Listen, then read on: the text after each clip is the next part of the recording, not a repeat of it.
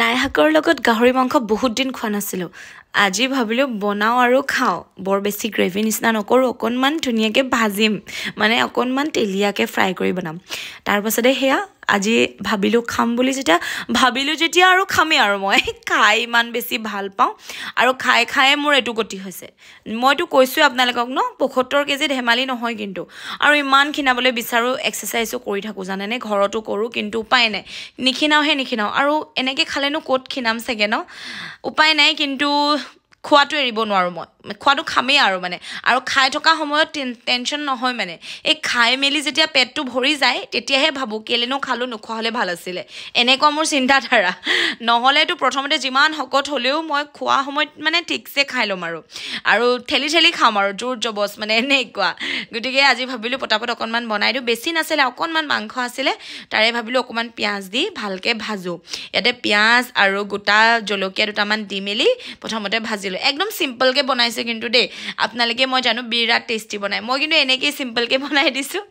বৰ সোৱাদ নহ'বও পাৰে, কিন্তু নিজে খাওঁ যে সোৱাদ পাওঁ, পিছে মানে নিজে বনাওঁ যে আচলতে হ'বও পাৰে তেনেকুৱা কিন্তু খাই মজা লাগে।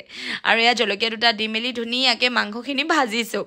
আৰু ইয়াতে কি জানেনে, অকণমান প্ৰথমতে অকণমান মানে অলপমান মানে চেনি অকণমানো দিছিলোঁ মই। তাৰপাছতে ইয়াতে অকণমান নিমখ হালধি চেনিখিনি দি আচলতে তেলতে অকণমান ৰ'ষ্ট কৰি লৈছিলোঁ। তাৰপিছত ইয়াতে ধুনীয়াকৈ এইখিনি মই ভাজি লৈছোঁ আৰু একদম ধুনীয়া এটা কালাৰ আহিব। ৰাতি গৰম, ইফালে ৰাতি হ'লে আজিকালি ভাত বনাবলৈ মন নোযোৱা হ'ল, ইমান গুপগুপীয়া গৰম, পাকঘৰটোত সোমাব নোৱাৰোঁ মানে, আমাৰ এনেকুৱা অৱস্থা। তাৰপাছতে সেয়া অকণমান, এইটো কি জহা বুলি কয় জানো, নামটো ইয়াতে লিখা আছিলে, তাৰে জহা চাউল কেইটামান সেইদিনা লৈ আহিছিলোঁ। এয়া জহা চাউল অকল মই ভাৰ্ণাইক টিফিনত দিবলৈ কাৰণে আনো। ৰাতিপুৱা সি কেতিয়াবা এই হেৰি খাই খুব ভাল পায়, কাবুলী পোলাও বা কেতিয়াবা পনীৰ ফ্ৰাইড ৰাইচ এনেকৈ খাই খুব ভাল পায় মানে টিফিনত। সেইকাৰণে তাৰ কাৰণে বুলিয়ে চাউল এনেকৈ আনি থৈ দিওঁ 1-2 কেজি, ধুনীয়াকৈ এমাহ গুচি যায় আৰু কেইটামান এমুঠিমান তিয়াই মেলি বা কেতিয়াবা পায়স বনায়ো দি পঠিয়াওঁ সেনেকৈ আৰু।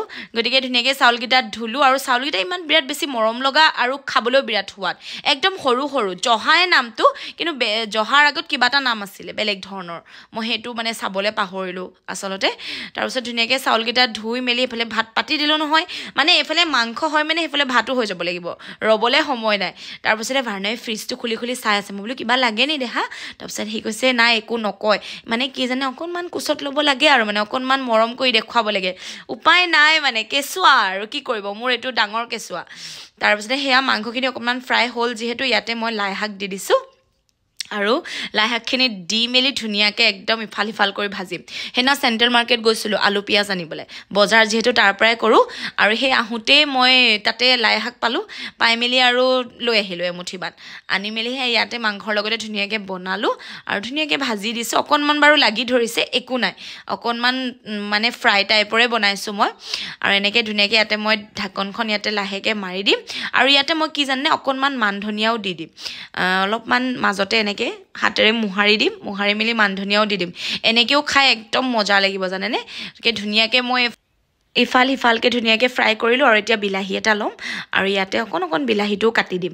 একদম চিম্পলকৈ বনাইছোঁ, একো বহুত বেছি মানে বহুত বেছি কিবা কিবি একো দিয়া নাই, মছলাও তেনেকৈ দিয়া নাই, আদা নহৰু দিছোঁ খালি খুন্দি মেলি, আৰু চিম্পলকৈ বনালোঁ, বনাই মেলি খাম আৰু আজি ভাতকেইটাৰ লগত। এইফালে হুইচেলো মাৰিলে দেখিছেনে, এইফালে হুইচেল এটা মাৰি দিলে, তাৰপাছতে ইয়াতে অকণমান সিজিবলৈ দিম, আৰু তাৰপাছতে হৈ গ'ল, ভাত ৰেডি হৈ যাব। আৰু ভাত যিহেতু হুইচেল মাৰিলে যেতিয়া হ'লেই, তাৰপাছতে ইমান গৰম জানেনে, আমাৰ বেডৰুমটোত সোমাব নোৱাৰি অৱস্থা, ওপৰতো গৰম, সেইকাৰণে তলতে এনেকৈ বিচনাখন পাৰি লৈছোঁ, পাৰি মেলি সেয়া ভাৰ্ণায়ো এনেকৈয়ে হৈছে, আৰু তাই এনেকৈয়ে ভাল লাগিছে বোলে গৰমত। গতিকে সেয়া সি অকণমান খেলিব আৰু এইফালে বগৰা কৰিব, নিজৰ মতে কিবা কিবি খেলিব, ইয়াতে পাৰি মেলি শুওঁ। তাৰপিছতে ৰাতিপুৱা যেতিয়া 3টামান বাজে, অকণমান যদি ঠাণ্ডা ভাৱ হয় তেতিয়া উঠি যাওঁ, আৰু কেতিয়াবা ইয়াতে শুয়ে থাকোঁ তেনেকৈ। গতিকে এয়া ভাতকেইটা ধুনীয়াকৈ ইয়াতে বাঢ়ি ল'লোঁ, দেখিছেনে একদম ধুনীয়া চাউলখিনি বিৰাট ধুনীয়া আৰু খাবলৈও সোৱাদ জানেনে। তাৰপিছতে এয়া মাংস এনেকৈ অকণমান লৈ লৈছোঁ, লাইটৰ পোহৰৰ কাৰণে অকণমান একদম তেলীয়া যেন লাগিছে মানে কালাৰটো, বাৰু কেনেকুৱা হৈছে ক'বচোন। গতিকে ধুনীয়াকৈ ভাত মাংস লৈ লৈছোঁ, লগতে বাৰীৰে ইলাইচি নেমু হৈছে, আমাৰ বাৰীত ইলাইচি নেমু দেই, আৰু সেয়া বাৰীৰে ইলাইচি নেমু লৈ লৈছোঁ 2ডোখৰমান, লগতে ডাঙৰ জলকীয়া এটা। গতিকে একদম ধুনীয়াকৈ কাঁহীখন সজাই লৈছোঁ, লৈ মেলি মই আকৌ কম নহয় জানেনে, গোল নেমু এডোখৰো লৈ লৈছোঁ, ইমানেই টেঙা খাওঁ মই, মানে টেঙা নহ'লে মই ভাতকেইটা খাব নোৱাৰোঁ, ইমানেই ভাল পাওঁ জানেনে টেঙা খাই।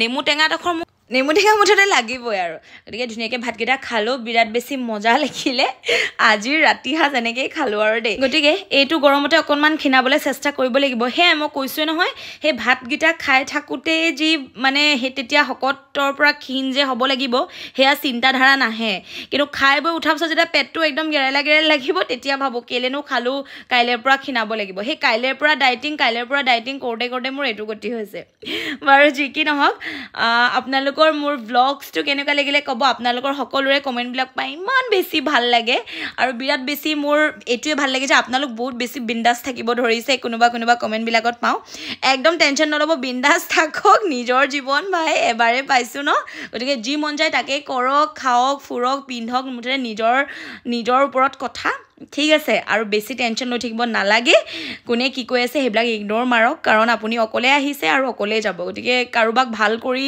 বা কোনোবাই আপোনাক ভাল কৰিলেহে কোনোবাই আপোনাক বেয়াকৈ ক'লে বুলিয়ে যে আপুনি জীৱনটো নাই এনেকুৱা কোনো কথা নহয় গতিকে বাই